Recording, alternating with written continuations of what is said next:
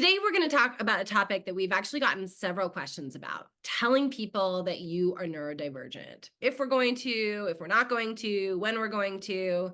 We've gotten a lot of questions from parents wondering if they should share their child's diagnosis, as well as questions from young adults wondering if they should tell professors, if they are in college, their bosses, if they are in the workplace, or even the partners or someone that they're dating. Yeah, so deciding if you want to tell someone about your neurodivergence can already be a hard choice.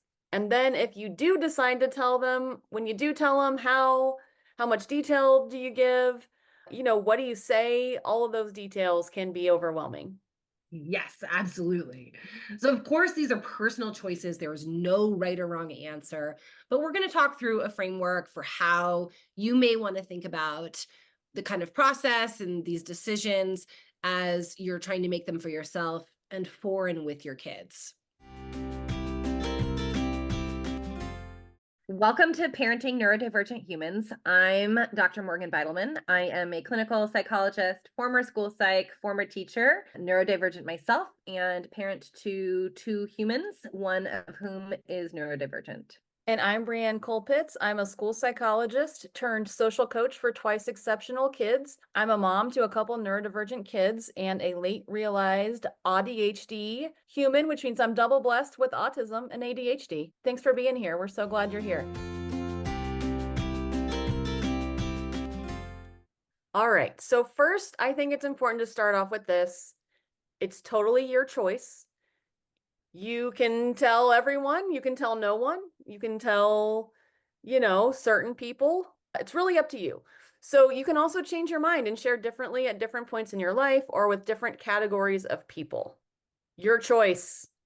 Always your choice. And something you said in there, Breann, really stuck out to me, which is, you know, you might tell one part to a professor or a boss and a different part to a partner and a different part to a family member. We do that in all aspects of our relationships. It doesn't make us inauthentic. It doesn't make us bad or wrong. We tend to share differently depending upon the relationship that we have with somebody. And that is often or likely going to cross over into what or if you choose to share about your neurodivergence with another person. I think that's important to say because one of my values, and again, neurodivergent brain over here, is being authentic and knowing about my brain and how I can get rigid or stuck in ideas. I'm like, well, I must tell everyone this script of what I've learned about myself. So, yeah, not true. And don't get stuck in that like thought loop.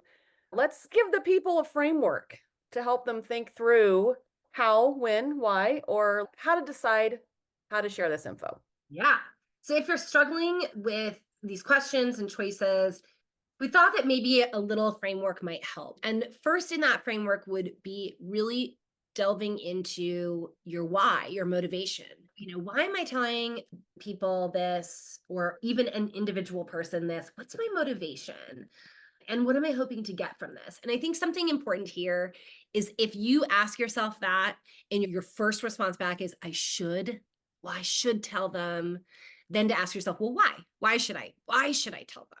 And some of the things that you may be hoping to get from it could be support, especially if maybe you're telling somebody at school or in a job. Maybe you're looking for support with accommodations. Maybe you're hoping that somebody kind of understands you better or you're able to be more open with them. We know that vulnerability and connection are kind of like on two sides of each other. So maybe there's somebody in your life that you're hoping to have greater connection with. And so you're hoping that by being a little bit more vulnerable with them, it will increase that connection between the two of you. Maybe you're thinking it'll help somebody understand something more about you or explain something that you're realizing that other people are noticing. So maybe it's why you're fidgeting or why you spell things incorrectly or why it takes you longer or why you sometimes get rigid when plans change, et cetera, et cetera. So those could be just three examples of what your motivation might be for telling somebody. And of course, you might have more or different reasons as well, but just to kind of get the wheels turning on what some motivation factors might be. I think that's a good thing to consider.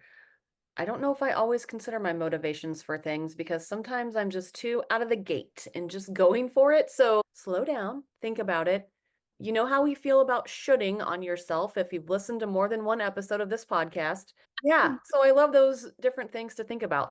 It made me think because I do this too, right? Where I'm just like, "Bleh," and I dump something right out of my mouth. If you don't slow down, don't worry about it. It's not Right. the end of the world. But I also think that there's an opportunity to post reflect, right? Like, hey, why did I just do that? Yeah. Was I trying to have more connection with somebody? Was I feeling awkward about something that maybe I was doing that they might not understand, et cetera, et cetera? You can also reflect post mortem, so to speak, like after the fact.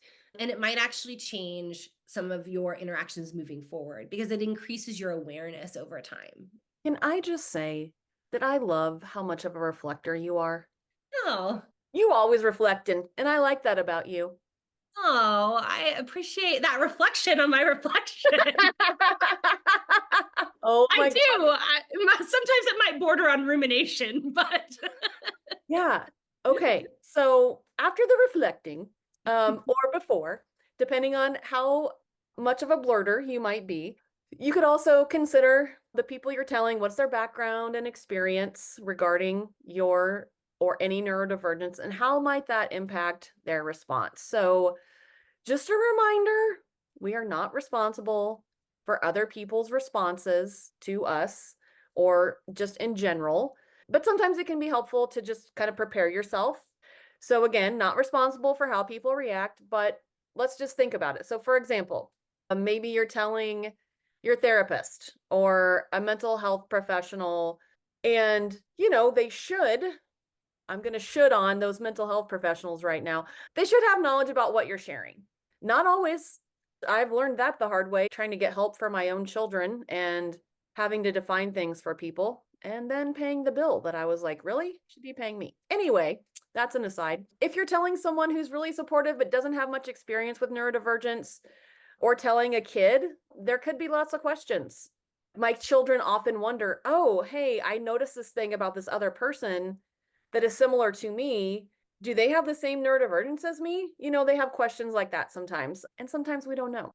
Mhm. If you're telling someone who doesn't understand neurodivergence, you're going to have that conversation. It might not feel supportive.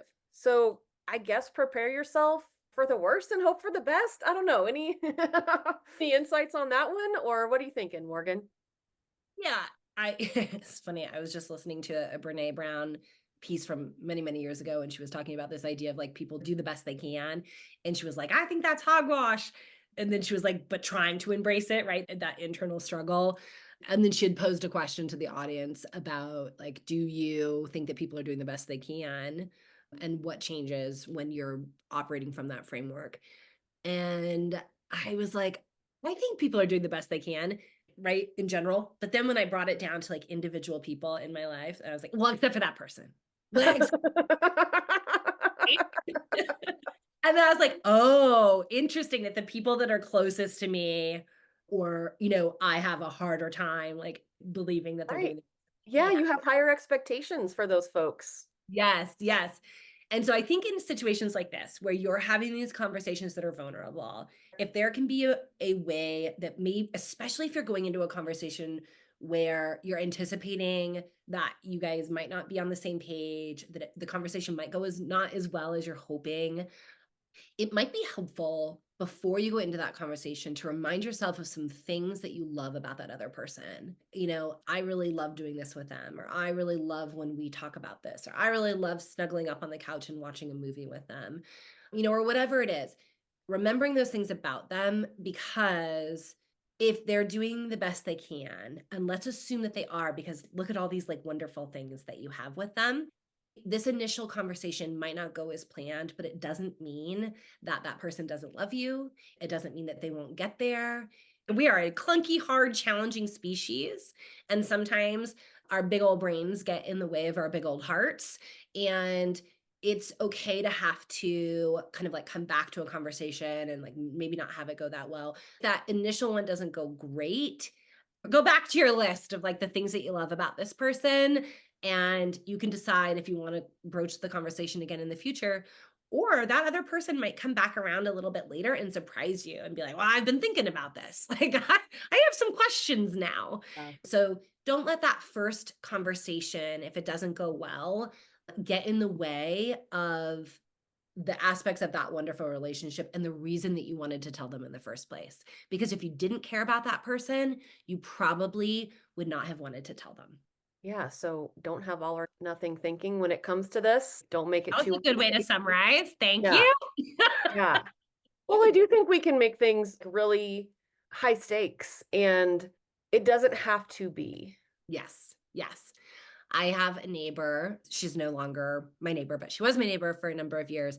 And she was in her late 80s. And every season, I make packages for my neighbors and I put together like a seasonal bread and like all these things. And I take them over to my neighbors, right? And I usually plan a whole afternoon for it because a lot of my neighbors are older than I am. And it's often like a conversation. It's not just like a have a great afternoon, right? Right, right. I love that. I believe in community and I like building community. And so I go do that. I went over to this neighbor's house and I brought the bread one time and we're sitting there and they're original owners in this community. And so it's really cool to kind of hear how it has changed over the last 60 years. And we're sitting there and she's telling me all about the neighborhood and where there used to be trees and all this. And all of a sudden she cuts herself off and she goes, you're one of those like heart brain doctors, like a psychologist or something. And I was like, yes, I'm a psychologist. She goes, can you tell me a little bit about the autism? And I was like, sure, what's coming up for you? And she's like, well, one of my grandbabies has the autism and my daughter told me, and now I have lots of questions, but I don't want to ask my daughter until I have more information. Oh, And wow. it was so sweet. And so I ended up like talking to her about it for quite a while to help her kind of understand, and first round of thinking, like some of the questions she was asking, I was noticing myself that if I had been with one of my family members, I would have been like, oh my gosh, right? Right. Because I think I have an expectation of knowledge around these people that I'm close with. And when I'm with this person that I don't have that type of relationship and they're asking the questions, I'm like, oh, they're trying. Suddenly I Yes. see it so much differently. That Yeah. is such a great example. Also, at the risk of taking us on a bird walk here, I happen to also have this card next to me that says, be the Mr. Rogers of your neighborhood. And that story about you just taking bread to your neighbors, I was like, yeah, girl, get it. Because I love that. That's such a high value for me too. So, anyway, love that. All right. So yeah, I really think that's important that we don't have higher expectations than we should. I guess shooting on ourselves here, but just reflect on that. Let's get back to the Hmm. reflecting. Because yeah, that story like perfectly illustrates what we're talking about when it comes Yeah. to expectations in these conversations. Yeah. When you decide that you're ready to have the conversation, as much as you can, it might be helpful to do a little bit of pre-planning. Is that plan going to go perfectly? No. But sometimes having a little bit of a roadmap, having thought it through a little bit, can just help guide the conversation. And so you might want to think through like, what details do I want to share? Are there things that I want to make sure to tell them? Are there things that I actually don't feel like telling right now? And where and when do I want to have this conversation? And sometimes I even will help people think through a segue of like something to help move on from, because sometimes that can be really hard. Even if the conversation is going well, you can sometimes just get tired of talking about it because it was so anxiety producing, Yeah. the conversation. And sometimes there's a part of your brain that's like, quit while we're ahead. This is going Yeah. well. Yeah. Wow, Um, look over there. Squirrel. Oh. Be a And more so nuanced segue than that. yes. So sometimes like having a way to transition out of the conversation, even if it's going well, but certainly if it's getting a little hard or sticky, can be beneficial. Yeah, I love that. And then also thinking about how can you support yourself after the conversation? So like you said, these can be draining even if they go well. So, did you have the segue out of it? What if I share and the conversation doesn't feel supportive? That's a real life scenario. Sometimes we can tell that someone is trying to be supportive, but it just doesn't feel like they get it. We've talked about this in other episodes around like, oh, isn't everyone just a little bit autistic? Or, like, don't all kids do that? So, kind of in that realm, it can take some time to build understanding. And we should hold space for the messiness until that understanding is there. And sometimes it might not come. People could be dismissive or unkind. And then it's important to recognize that it's not about you. This is a them situation. So, how can you protect yourself and have radical acceptance for yourself? I hope that's something that you're thinking about all the time, not just in these conversations, but I feel like radical self acceptance is such a practice that we got to be kind of doing that all the time, but especially in this scenario. And on that, I think radical acceptance can also be in the form of like, I'm trying, right? Like that is a form of radical acceptance. I think there's things that I know about myself from an ADHD perspective, also just like how I personally work. And the number of times that I have relearned the same lesson and been like, oh, yeah, is astonishing. Like I'm in my 40s and I'm like, wow, like you're just getting that? You talk about this all the time with other people. And that's actually also a form of radical acceptance and self-love. It's like, oh, look at you. Yeah, look at you giving yourself opportunities to practice this lesson. Yes. Way to go. Yeah, I love that. Feel like we're presented with knowledge and then there's this expectation of like immediately integrating it into our lives and moving forward. And that's just not how it works. Yeah, integration can take a long time, like years or a lifetime, y'all.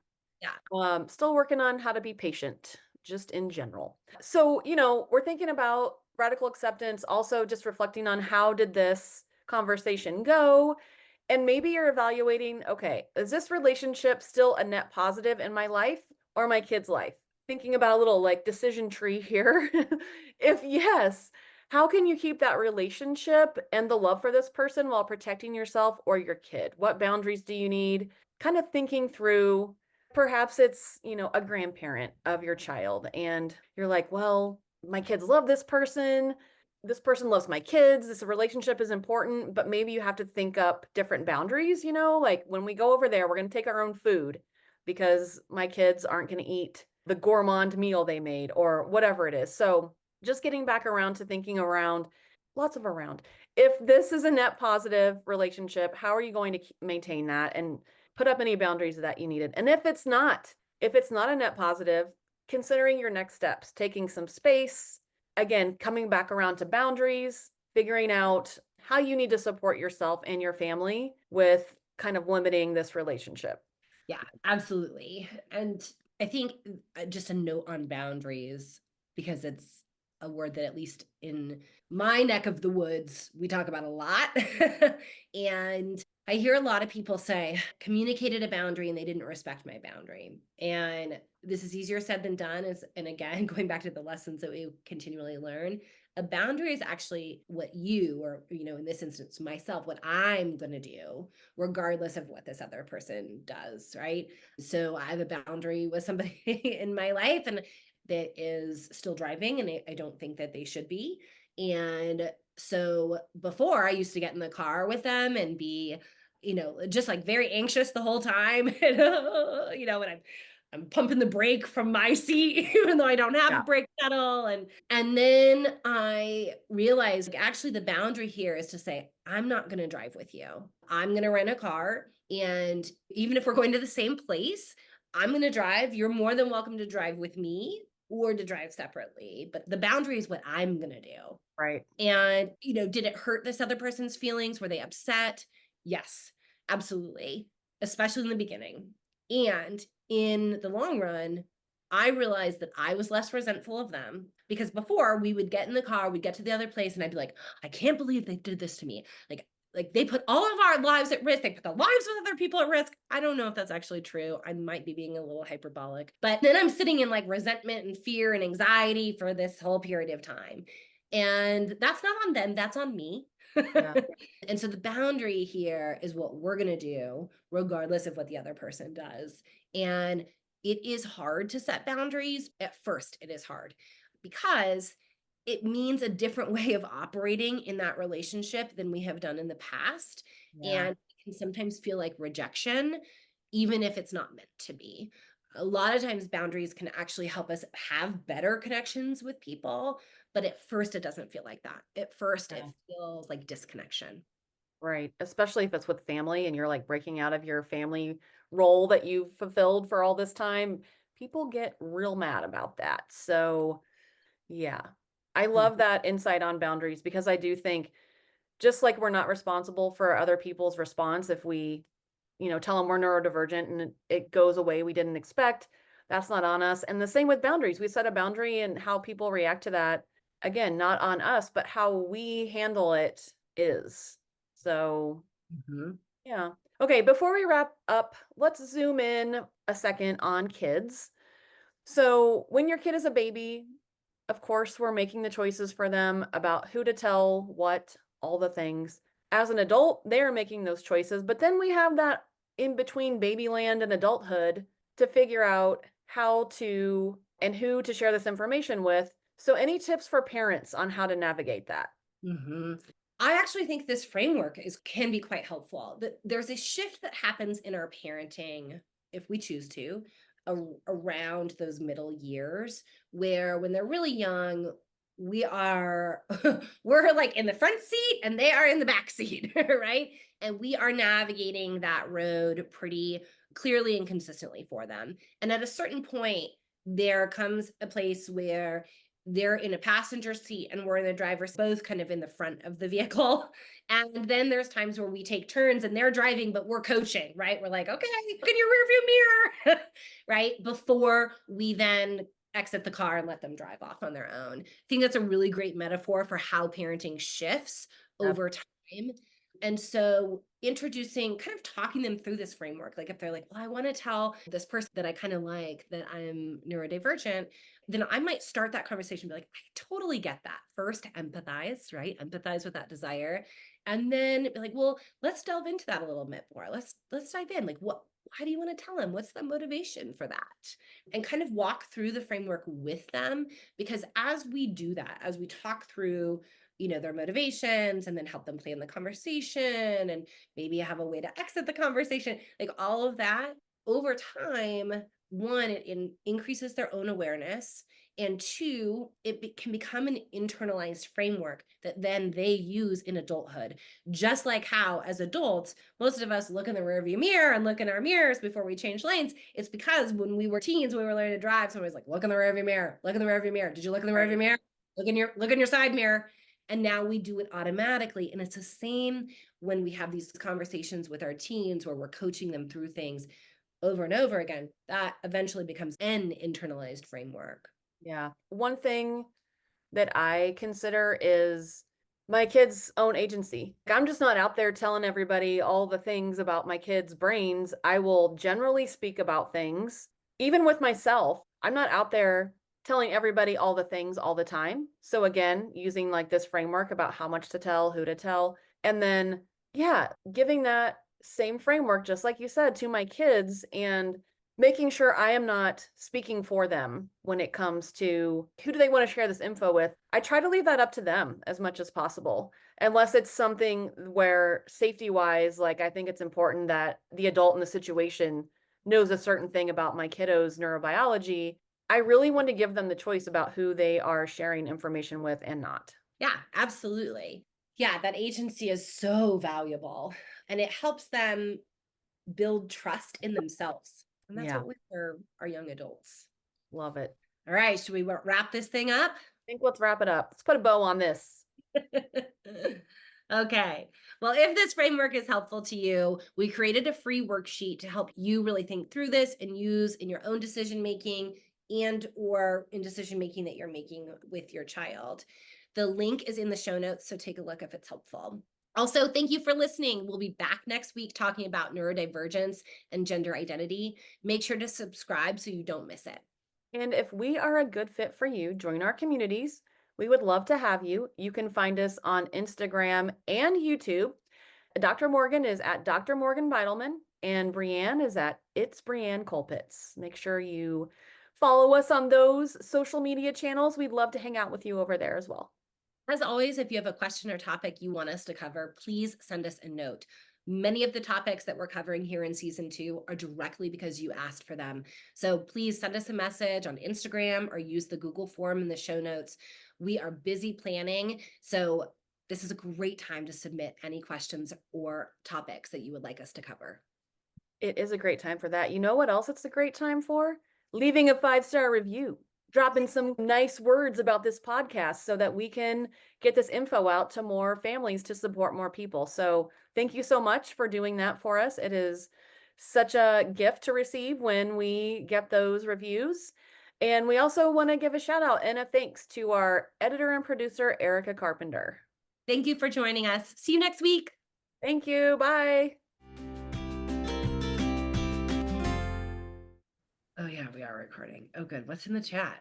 The thing I just told you is in the chat. That's a link to your own YouTube channel. I can't. Still coming in strong.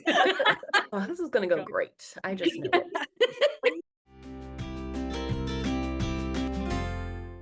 Just a quick disclosure, this podcast is for educational purposes only. It does not constitute a psychological client relationship and should not be used in place of expert evaluation or therapy.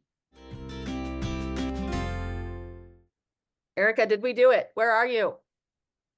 Are you here? Hold my hand.